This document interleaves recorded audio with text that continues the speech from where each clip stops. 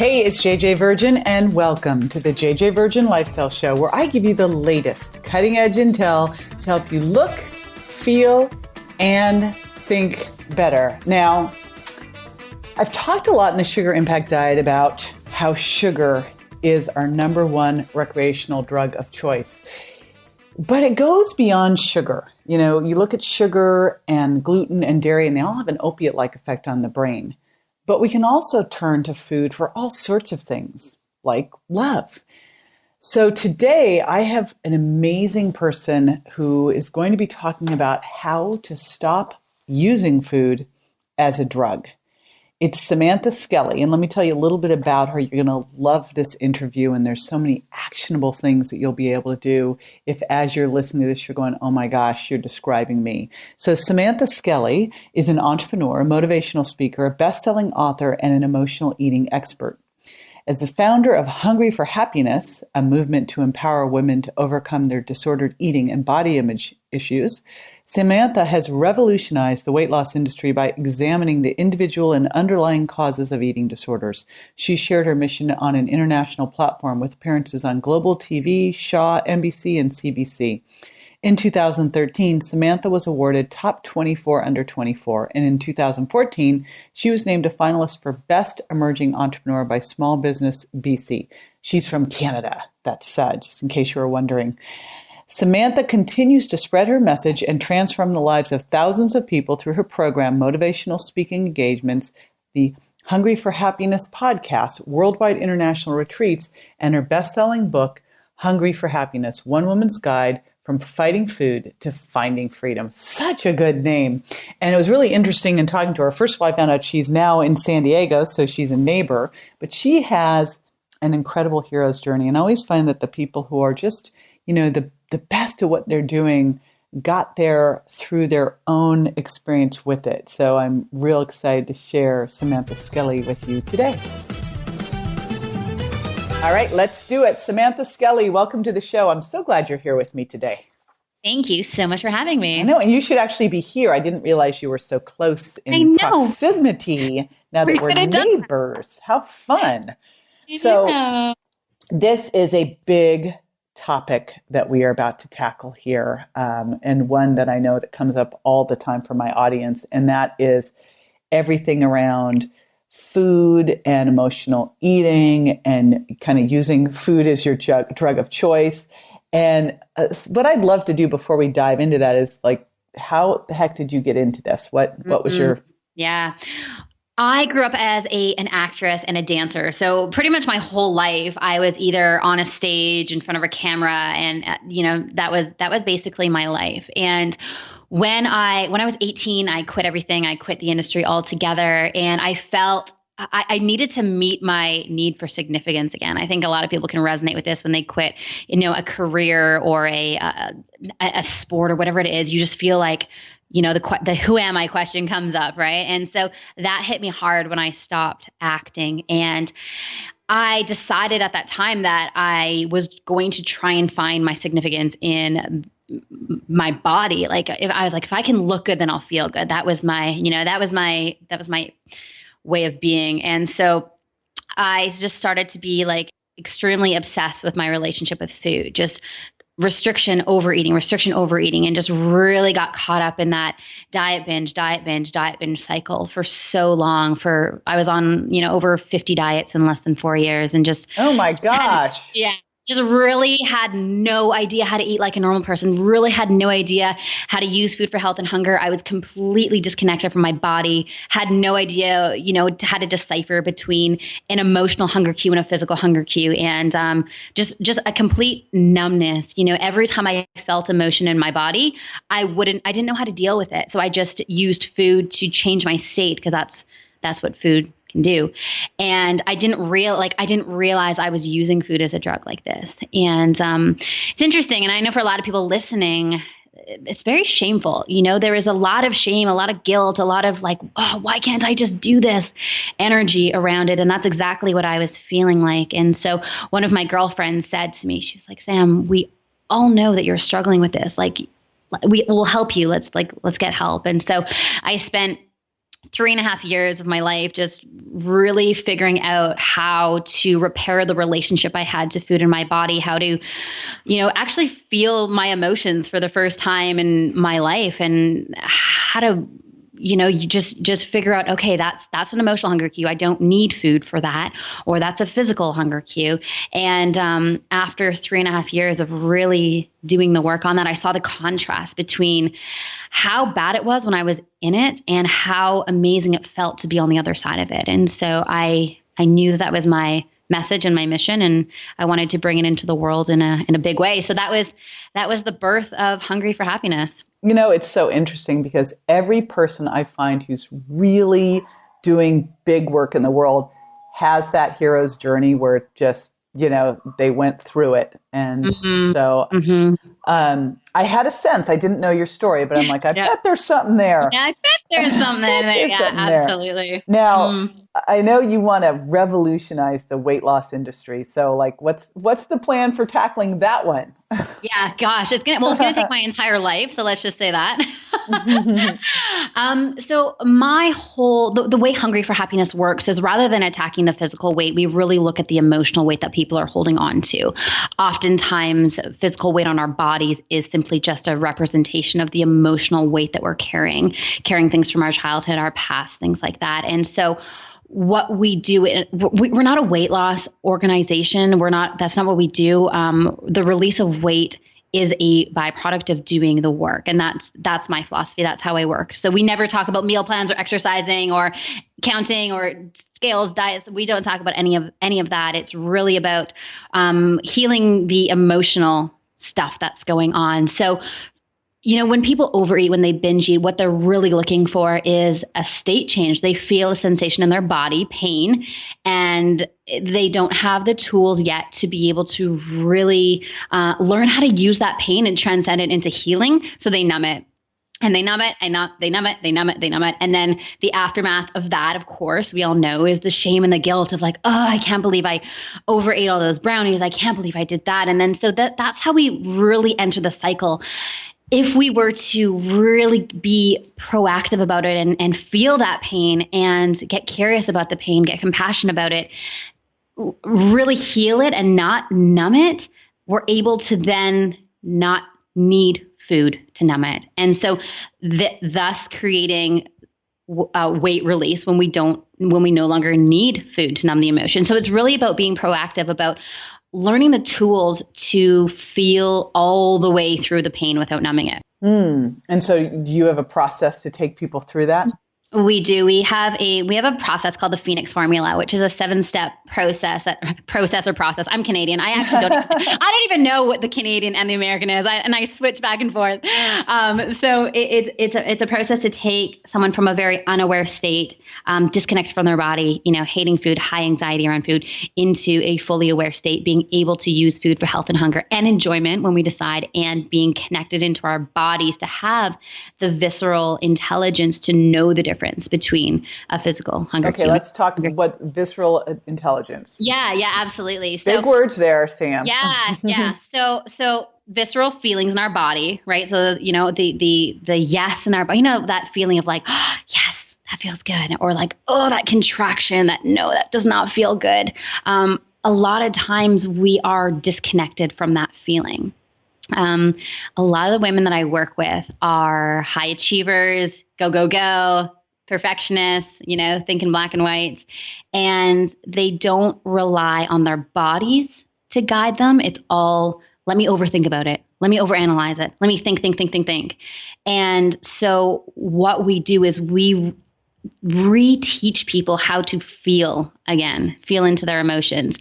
So we do it like something as simple as asking yourself a definite yes question and feeling what that yes feels like in your body, and then asking yourself a definite no question and then feeling what the no feels like in your body. So that word visceral intelligence, we can use like gut feeling, we can all resonate with that. Gut feeling, So when we learn to feel into our bodies, we can then learn to trust ourselves again. Something I hear all the time from my clients is, I just don't trust myself. I don't trust myself because they look at their track record of, the on and off diets, on and off, on and off, on and off. And so they are not trusting themselves. So when we go to create change or heal our relationship with food, there's a lack of trust there. And so it's really about not trusting like the part of you that's let you down in the past, but finding that your intuition again and learning to trust that, because that we all know is extremely trustworthy. So what are some of the ways, I think a lot of people just listening go, oh, that's me, but do you have some ways for people to self-identify if this is something they need to focus on, if this is the block that's creating the problems for them? Yeah, absolutely. I think like something to ask yourself is, how much time do I spend thinking about food or thinking about my body? And I think that's a really great place to start. I know for me, I don't think I thought about anything else, to be completely honest with you. I would wake up in the morning and the first thing in my mind was like, okay, what did I eat yesterday? How many calories did I have?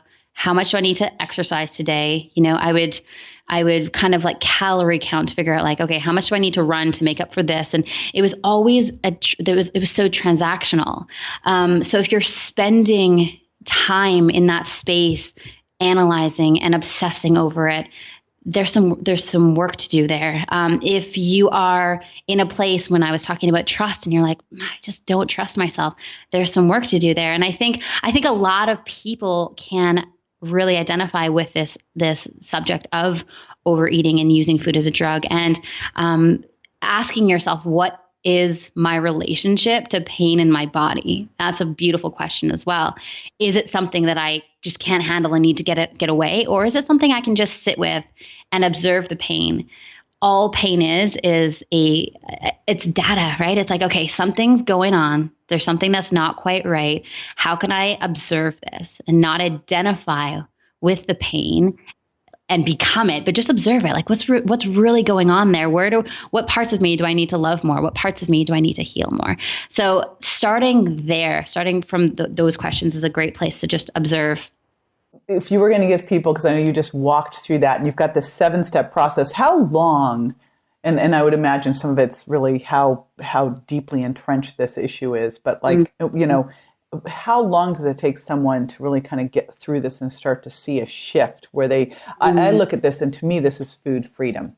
And having been a compulsive overeater and anorexic and all those things, because I was a dancer, I'm like listening going, but so many women have this because the body image stuff is so ridiculous. I mean, just down to it's luckily it started to change a lot with the pictures and the magazines, and now with so many people, really moving towards virtual reality all the time, everywhere. We're starting to get off of that unrealistic body image, but absolutely. Which is super helpful. But I think this is a pretty common problem. And how quickly can someone start to make that shift? I say as quick as you decide to, and you have to be so honest with yourself and ask yourself, do I still want to put Band-Aids on bullet wounds, or do I truly want to do something about this? So the decision to make the change is quick. And I would say 6 months, our signature program is 6 months long. And in 6 months, that's when we do the Phoenix formula of teaching people these steps. After 6 months, then the body, the system is like, okay, I'm getting this, providing that you're doing the work. I think we live in a world where we want everything yesterday, especially my clients who come to me who are just like obsessive dieters, like quick fix. Like, you know what I mean? Yep. So it's like, I have to like unschool them to be like, no, we're not doing a quick fix. We're putting in the effort and the time every single day. It takes work. Then we get to see the sustainable transformation after, 6 months or so. So it's really about asking yourself, am I committed to doing the work? Because if you're not, then you can kind of stay in that diet binge cycle for a while until you're ready. So the majority of my clients, it gets painful enough. And then, absolutely. The majority of my clients are like 40 plus, a woman in her 20s maybe isn't quite sick and tired of it yet. So the majority of the women that I work with are a little bit, a little bit older. But 6 months of hard work and you're going to see some incredible shifts. I mean, within the first little while, you're going to be able to like feel things you've never felt before and like make different decisions and make more informed decisions. But really getting into that place of like your body really understanding the new change about 6 months. Because if you think about it, you've spent 30 years doing it one way, being disconnected from your body, using food as a drug, hating your body, trying to shame your way skinny. And what we're doing now is we're doing the complete opposite. We're starting from a place of acceptance. And acceptance is not synonymous with complacency. So just because you accept yourself does not mean A, you have to like it, and B, you're going to be complacent. It means I'm being real with what is right now, and I have an intention of transformation, and this is where I'm going. That for a lot of people is very hard because we're told to, I don't like where I am. I need to disconnect. I need to shame my way there, which, it keeps us stuck in that cycle. So for everybody listening, a couple things. I know you have a book, and it is Hungry for Happiness, right? That's right. Yeah. There you go. Hungry for Happiness at hungryforhappiness.com. You made it super easy. And then totally. You also have something for all the audience. And just to make it easy for everybody, we'll do jjvirgin.com/HFH. You've done a free video series. What is that? I have a free video series, which is just 3 very simple exercises to do 1 a week, just for 3 weeks. And just to really feel this out in your body of what I'm talking about. I know for a lot of people, they logically get it, but what I want you to do is really feel it because that's where the difference and that's where the change happens. So head on over to that URL and just check it out and see how you feel. And if you have any questions, just reach out. I know for a lot of people, it's, new territory, dealing with feelings can sometimes be, it's like, oh my God, I don't want to feel. But and, you can't stuff them away. You can't put them in the closet and shut the door because they just crush you and it's the only way to break free. So I love that you're tackling it. I know, because with Miracle Mindset, getting people to really look at those things is a challenge, but it's the big transformation. And you don't grow when things are easy. That's the bottom line. Yeah. Okay. What's that saying? Diamonds are made under pressure. Exactly. So I'm going to throw a little curveball at you. What's the one thing you do every day that makes the biggest difference in your life? Ooh, what a great question. CrossFit. I know that sounds like that's where I'm at right now. I think because I was a dancer and a yogi for so long, I was very flowy, and CrossFit is like making me feel so strong and powerful and in my like warrior, in like my real, like, I just feel so powerful when I do that. And that transcends into every area of my life. I feel powerful, with work, with relationships, powerful and feminine, it's can be powerful and feminine, it's like, come on. You can absolutely be a feminine badass. It's totally possible. Exactly. I love that. And, we don't compartmentalize. So once you step up into a more powerful presence that can be a life-changing presence, it's going to impact everything. It's same with mindset, same with the work that you're doing. I'm sure you do it addressed to food, but as people go through that, it will start to change their relationships, not just with food, but I would think with people and impact their work and everything else. So true. Yeah, yes, I had a feeling. All right. Well, thank you so much for joining me. Now, after the break, I'll be answering a listener's question, so stay with me.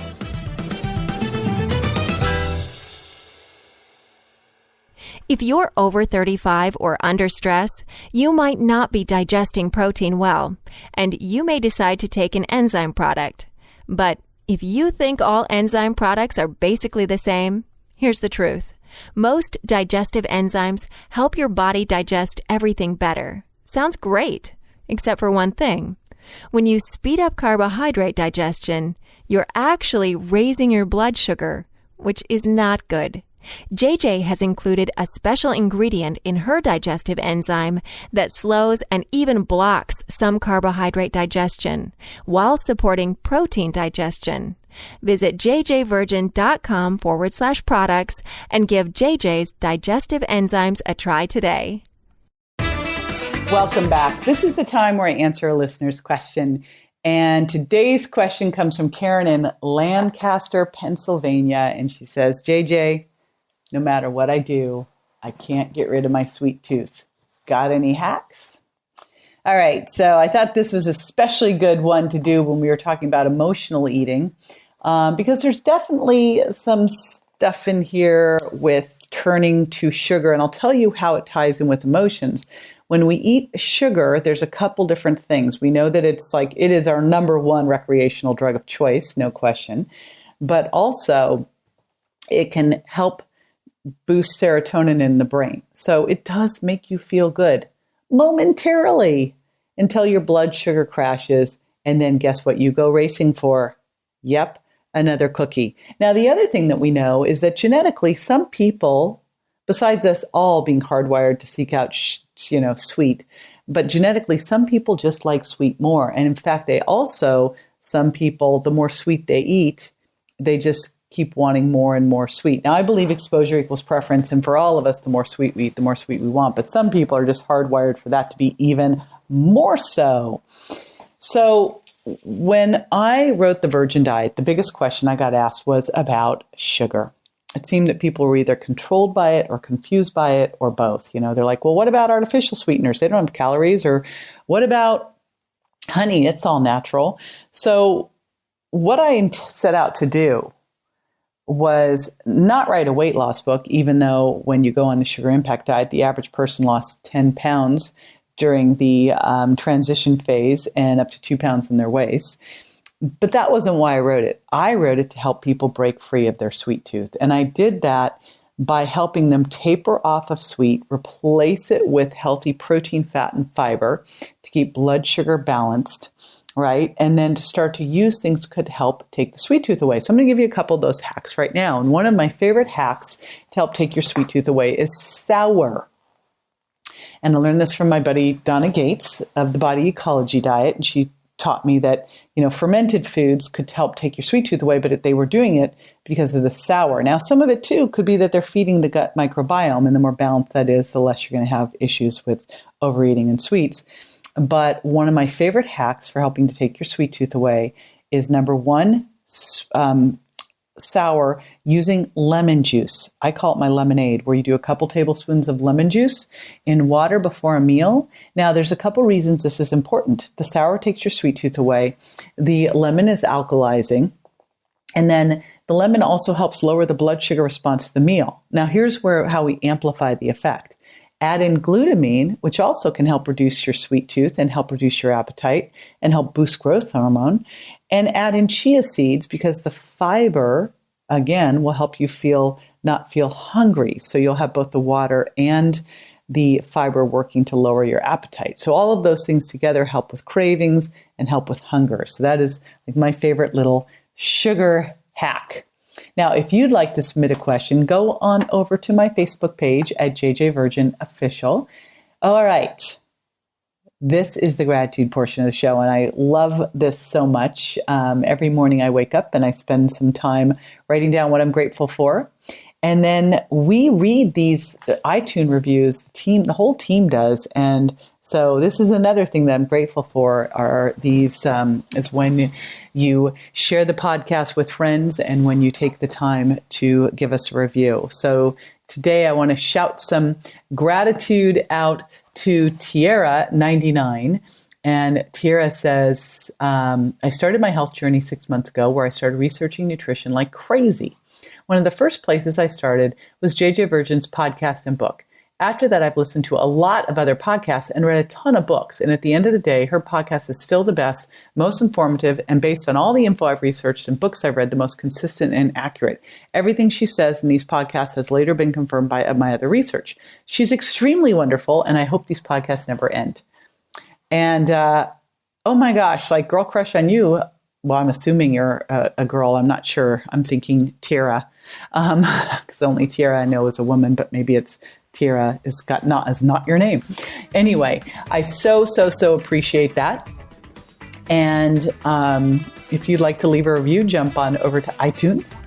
And while you're there, subscribe and share it with your friends. I so appreciate that. And I appreciate you joining me today. All right. Until next time, this is JJ Virgin signing off.